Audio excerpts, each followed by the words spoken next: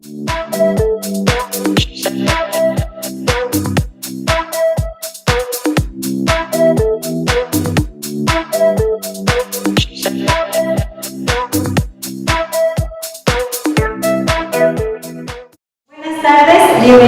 todas, todos.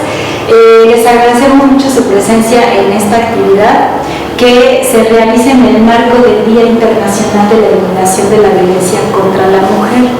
Es una actividad que organizamos desde la Unidad de Igualdad de Género e Inclusión, que, como seguramente ustedes saben, tiene muy poquito de haber sido creada. Tenemos unos meses que no han sido suficientes para estar muy bien organizadas, por cierto, ¿no? Pero que aún así les agradecemos que hayan decidido estar acá con nosotras. Son 9 días de activismo, que le denominamos la primera jornada de activismo, en donde programamos actividades de diversa índole, desde mesas de discusión, conferencias, talleres, algunas actividades culturales, con el objetivo de visibilizar diferentes formas de violencia que aquejan principalmente a las mujeres. Como ustedes saben, la Universidad Pedagógica tiene una matrícula mayoritariamente de mujeres, 70-80% aproximadamente. En ese sentido, algunas de las problemáticas que nosotras hemos identificado desde la Unidad de Igualdad de Género e Inclusión tienen que ver principalmente con situaciones de violencia, sobre todo violencia sexual, acoso y hostigamiento contra nuestra población de mujeres, independientemente de si son estudiantes, trabajadoras o personal administrativo, docentes o personal administrativo. En ese sentido, estas actividades que programamos tienen ese objetivo de visibilizar, de hacer conciencia, de sensibilizar sobre todas estas formas de violencia que siguen presentes y que las instituciones de educación superior no son la excepción, lamentablemente, ¿no?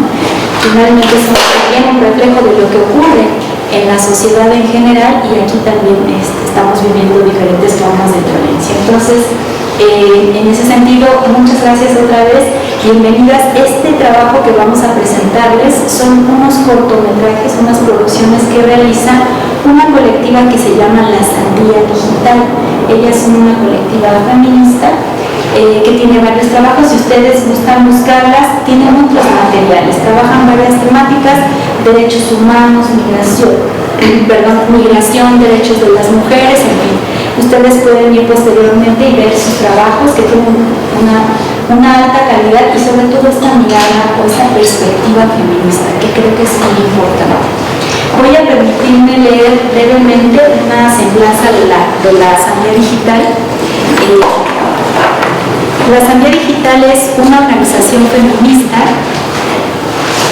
de producción audiovisual colaborativa con formación y comunicación estratégica. Trabajan con movimientos de base, organizaciones de la sociedad civil y comunidades a favor de la justicia socioambiental y de género, así como de los derechos humanos, para transformar narrativas y fortalecer su incidencia política y pública, en particular hacia las mujeres. Entre varios otros trabajos, la Asamblea Digital ha producido el largo documental La Energía de los Pueblos, donde comunidades de México y Guatemala nos muestran el camino hacia la producción de electricidad autónoma y sustentable. El corto documental La Fuga, que retrata el viaje interno de 8 hombres que a través de un taller de teatro van transitando por las diferentes prisiones que habitan, reflexionando sobre su masculinidad. Y Victoria, un corto documental que acompaña a Alex en una ciudad pequeña, católica y conservadora en Jalisco, mientras construye su identidad y defiende sus sueños: la gestación y paternidad, la música, el ser hombre. Estos son algunos de los trabajos que ellas ponen en su semblanza.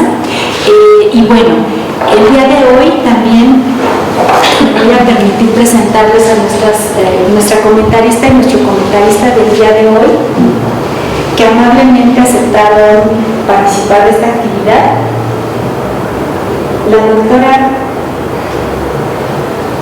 La doctora Mónica Guadalupe López Dorantes, es profesora de la Unidad 97, ¿verdad, profesora? Es candidata a doctora en Ciencias Sociales y Humanidades por la Universidad Autónoma Metropolitana, Unidad Coajimalpa. Es maestra y licenciada en Comunicación por la Universidad Nacional Autónoma de México. Actualmente está desarrollando su tesis doctoral titulada Acción Colectiva Feminista, el caso de medios y colectivas en las redes sociales. Es profesora en la Unidad 97, como ya les comenté, de acá de la Universidad Pedagógica a nivel licenciatura y posgrado, y en la Facultad de Estudios Superiores Acatlán en la carrera de Comunicación. Ella pertenece a la Red Nacional de Jóvenes Investigadores del Seminario de Investigación sobre Juventud y es persona consejera para la atención del protocolo para la prevención, atención y sanción del hostigamiento sexual, acoso sexual, cualquier otra forma de violencia y discriminación de la Universidad Pedagógica Nacional. Doctora, muchas gracias, bienvenida. Gracias. Y tenemos también, nos acompaña el maestro Napoleón Antonio Chávez Suárez. Él es maestro en Pedagogía por la Universidad Nacional Autónoma de México. Es docente de la maestría en Educación Básica aquí en la Universidad Pedagógica Nacional y en la licenciatura en Pedagogía en la Universidad de Ecatepec. Es miembro fundador de la Red Multidisciplinaria sobre Formación y Educación. Fue miembro del Comité Académico del Posgrado en Pedagogía de la UNAM en el periodo 2015 a 2017 y ha colaborado en publicaciones como Correo del Maestro y Contrastes. Muchísimas gracias, profesor Napoleón, gracias por estar aquí y bueno, sin más dilación, vamos a ver los cortes. Adelante, por favor.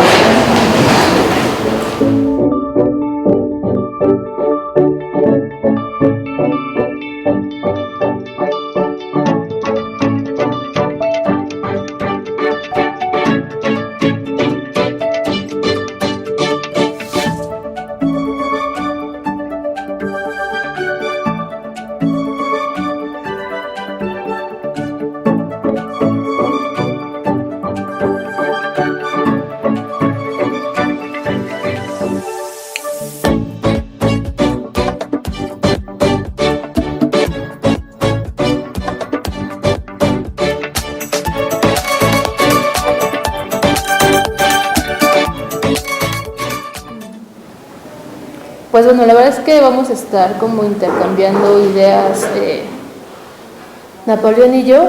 Supongo que no tenemos límite de tiempo, va a ser muy breve, pero bueno, me gustaría como apuntalar varias cosas. Una que me parece importante, primero, la perspectiva feminista que tiene la colectiva feminista. Me parece que uno de sus objetivos, que mencionaba Sara al inicio de la sesión, es principalmente esto de cambiar narrativas. Y justo lo que habíamos estado platicando con mis grupos y yo es precisamente la importancia de tener como este tipo de discursos dentro de los medios de comunicación. Sé también, sigo a la colectiva a través de redes sociales, que también tiene mucho trabajo hecho sobre violencias digitales y también me parece que es importante como resaltar su trabajo. Y justo creo que los tres documentales como que enmarcan precisamente todas estas violencias estructurales que vivimos las mujeres, ¿no? Me parece interesante ver como esta mirada interseccional de cada una de las mujeres que participan, su voz desde su propia condición, de su propia vivencia como mujeres, ¿no? Ya sea como madres trabajadoras y también como activistas. Entonces sí me parece que retrata como todas estas diversidades de las mujeres que habitamos en México, pero también que retrata como las particularidades importantes, ¿no? Entonces eso es por un lado. Me parece en primer lugar como el primer cortometraje que retrata precisamente la vivencia de la violencia feminicida desde otro ángulo que es la familia, ¿no? Esta cuestión de la madre como la búsqueda de justicia para su hija, de no olvidar, hace como eco de muchas experiencias que nosotras tenemos como mujeres, ya sea como amigas, como profesoras, como madres de familias, que creo que es la parte del énfasis que me parece importante. Y creo que hay algo que me llama mucho atención del del corto, que a pesar de que menciona de que es ya hay como un progreso importante en cuanto a leyes generales, pareciera ser que son letras muertas, ¿no? Que es como una de las frases que menciona la mamá. Y también me parece importante eso por un lado, pero también creo importante resaltar la construcción de lazos afectivos, ¿no? Cómo a partir de este tipo de violencia se van construyendo como estos lazos, estas comunidades entre mujeres. Me parece que el caso de Gabriel es muy representativo. Quiero dar como algunos datos respecto al feminicidio en México. Se han contabilizado hasta el momento 5.790 víctimas de feminicidio. Solamente el 10% de los homicidios dirigidos hacia mujeres es como tipificado como feminicidio. Eso quiere decir que todavía no hay como justicia, como quisiéramos verla, pero que está ahí presente.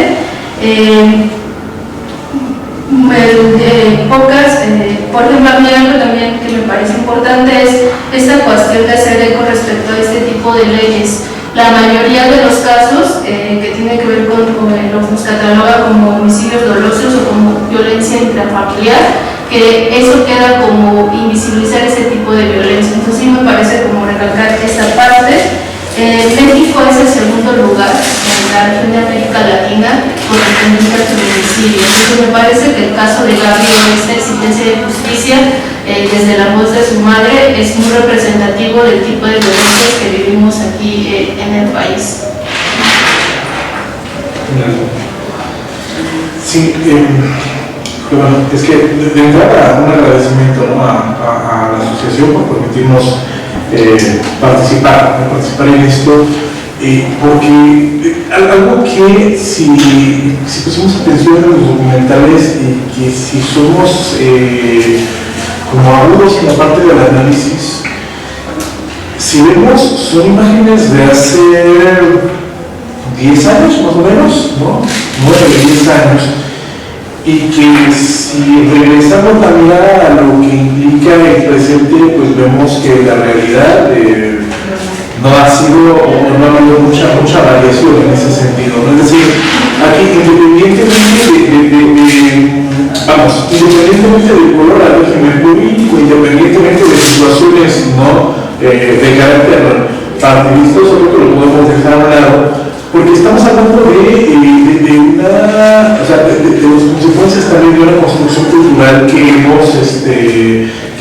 hemos arraigado a lo largo de mucho tiempo, ¿no? Quiero poner aquí en el tintero algo que a la par de la revisión y de todo esto que uno ha encontrado, pero insisto, o sea, es tan, llega a ser de repente intrascendente en cuanto al impacto que pasa desapercibido, ¿no? A propósito, por ejemplo, de las trabajadoras del hogar, a propósito de esta cuestión de la violencia de género, ¿no? O sea, esto es de hace el pasado 28 de octubre, ¿no? Un titular del diario Milenio nos dice: diputados aprobaron nuevas normas para asegurar al Instituto Mexicano del Seguro Social a las trabajadoras del hogar, ¿no? Entonces, si bien, o sea, insisto, esta es una nota reciente, ¿no? Esta es una disposición de carácter legal, ¿no? Pero, o sea, uno ve, por ejemplo, que en los medios, pues esto no causó relativamente eco, ¿no? O que esta no fue una cuestión que había sido, ya no digamos celebrada, sino conocida, ¿no? Y en ese sentido también, ¿en qué medida, ¿no? Distintos actores sociales están impulsando, o se están impulsando, pues una cultura, quiero hacer énfasis en esto, una cultura de género, sí, hablando de la violencia contra la mujer, pero también en cuanto a violencia respecto a distintos ámbitos, ¿no? Ya lo decía, ¿no? Violencia interior de la familia, violencia fuera de la familia, violencia dentro de las instituciones, etc.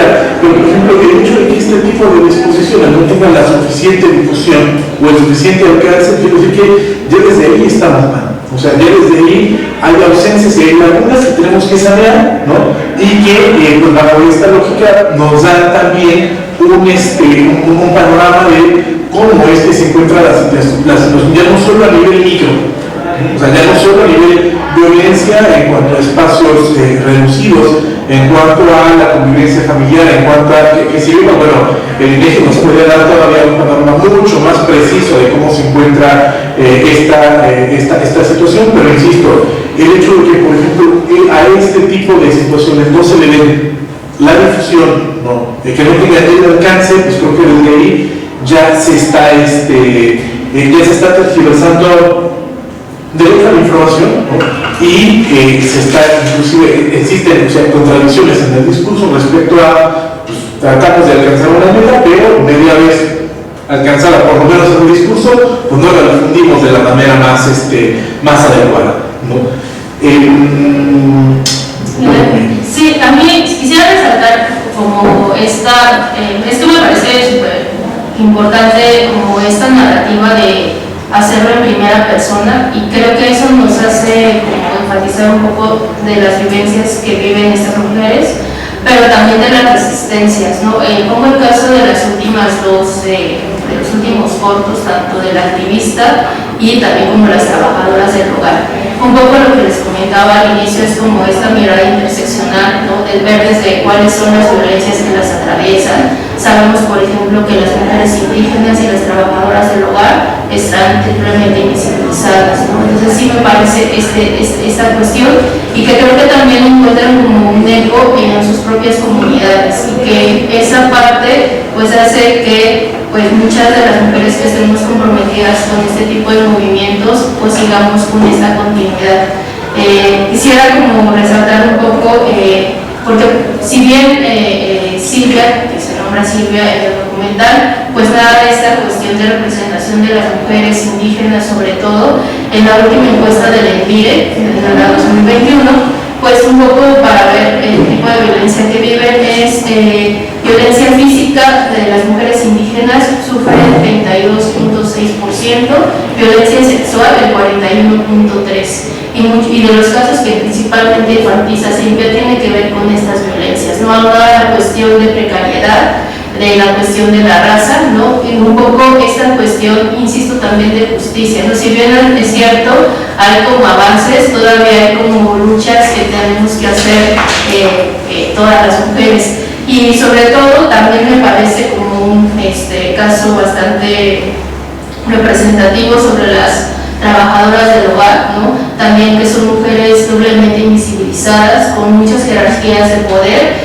que tienen hasta doble o triple jornada laboral, no solamente hacen labores domésticos, sino también trabajos de cuidado, que también es poco pagado y poco visibilizado. Muchas de las personas trabajadoras del hogar no solamente crían a sus hijos, también crían a los hijos de las personas que les pagan, ¿no? Y un poco reivindicando esta presencia del trabajo doméstico, que me parece sumamente relevante, y también el trabajo de cuidado. Entonces, creo que son trabajos que potencializan, si bien estas narrativas disruptivas también nos ayudan como a identificar pues cuáles son esas violencias estructurales que seguimos viviendo. Muchas gracias, doctora. Muchas gracias, maestro. Si les parece bien, nos gustaría, ¿alguien tiene algún comentario o alguna reflexión con relación a los videos que acabamos de ver, a lo que han comentado el maestro y la doctora Mónica? Pues realmente a mí los tres cortos me hacen reflexionar esta parte de las leyes que realmente no se están generando, como que se quedan solamente en el papel, ¿no? Así como que ya cumplí, ya te recibí tu información, ya te estoy atendiendo, vamos a hacer esto, pero se queda solamente en la parte teórica, nunca se llega, en este sentido no se llega a la acción, y se llega a generar pues eso, obviamente pues más violencia estructural, más violencia hacia la mujer, y eso es lo que a mí me expresan estos cortos de una forma muy frustrante de cómo se pueden manejar todas estas acciones, y por eso tenemos que juntarnos y reunirnos y hacerlo desde la sociedad civil, ¿no? Tenemos que crear estos espacios, divulgar estas situaciones en las escuelas, para que se siga aumentando la información y nos sigamos sensibilizando con respecto a la necesidad real que tienen nuestras compañeras, nuestros estudiantes, nuestras madres, nuestras vecinas. Entonces realmente a mí me agradó mucho los videos y eso es a lo que me lleva a la reflexión, la necesidad que tenemos de seguir hablando. Muchas gracias. ¿Alguien más? Bueno, a mí lo que todavía, en conjunto, ahora sí que juntando los tres videos, me mueve todavía que haya discriminación por ser mujeres, ¿no? Cuando ya según la igualdad ha avanzado en muchos aspectos, todavía el ser mujeres es un factor negativo como sociedad. Y si no avanzamos de una manera correcta, siempre eso va a ser algo que nos va a afectar. Entonces, gracias. ¿Alguien más? Adelante, por favor. Para que me escuche mejor. Creo que exaltaron muy bien que una de las condiciones que comparten los tres cortos tiene que ver con la violencia que refiere al acceso y a la impartición de justicia. Creo que es uno de los elementos que podemos nosotros ver y, si me permiten, digo, como ha comentado nuestra compañera, tiene que ver desde luego con la discriminación a la mujer, pero es pertinente incluir la variable de la condición económica o las condiciones materiales, porque en los tres casos que nosotros vimos se trata de mujeres cuya condición económica es precaria. ¿Qué quiere decir? Que a menor condición económica, menor impartición o acceso a la justicia, más agregando también la condición de mujer. Interesante lo que decía Mónica hace unos momentos sobre cuando hablábamos de la construcción de género, los estereotipos de género, y que de ahí se desprenden, ¿no?, las valoraciones que tenemos hacia ciertos trabajos que practican hombres y mujeres. Desde luego que la cuestión del trabajo del hogar es culturalmente menos valorado porque se considera una actividad fácil, no compleja, que realizan las mujeres naturalmente y que tiene que ver, no naturalmente, entre comillas, no lógicamente estoy diciendo, y que dado esa condición de que históricamente son labores que realizan de índice de cuidado a las mujeres, pues no valen o valen menos, y que, como decía Napoleón, o sea, tiene 3.5 segundos, ¿no?, que se les considera apenas un trabajo como tal, ¿no? Entonces de ahí la larga cuesta arriba con la dignificación del trabajo del hogar en sí, sea practicado por quien sea, pero también, insisto, en nuestros análisis a tener también en cuenta la dimensión social, es decir, ¿no?, las condiciones materiales en las que se desenvuelven los casos, y de ahí lo que Mónica decía. Si estamos hablando de las violencias que perciben, o que reciben, mejor dicho, las mujeres indígenas, pues se debe precisamente a esta doble o triple condición de discriminación, ¿no?, por ser mujer, por ser pobre, por ser indígena, por ser morena. Qué verdad. Gracias. Gracias. ¿Alguien más? Adelante, por favor. Esta situación de violencia, bueno, en estos cortometrajes es muy interesante observarla, pero creo que coincido con el maestro Napoleón que presentan hace mucho tiempo, pero que en la actualidad estamos viviendo situación de violencia saliendo a la calle. Creo que esta parte de ser mujer para nosotros es difícil enfrentarla, y no tenemos que vivirla precisamente en la familia. Yo me he puesto a reflexionar durante el camino, por ejemplo, recibo de mujeres muchas groserías cuando vamos manejando, cuando vamos caminando.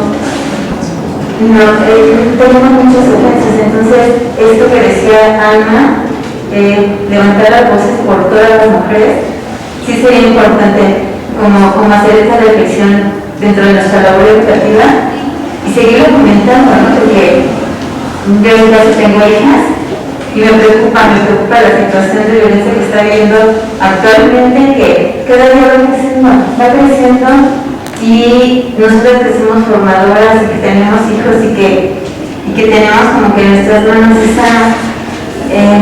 Entonces, sembrar esa semillita de hacer conciencia, pues hacerlo, nosotros lamentablemente pues no somos tantos, ¿no? Ojalá ahí se hiciera más momentos, se extendiera como más esta concientización, esta reflexión hacia lo que estamos formando como sociedad. Muchas gracias.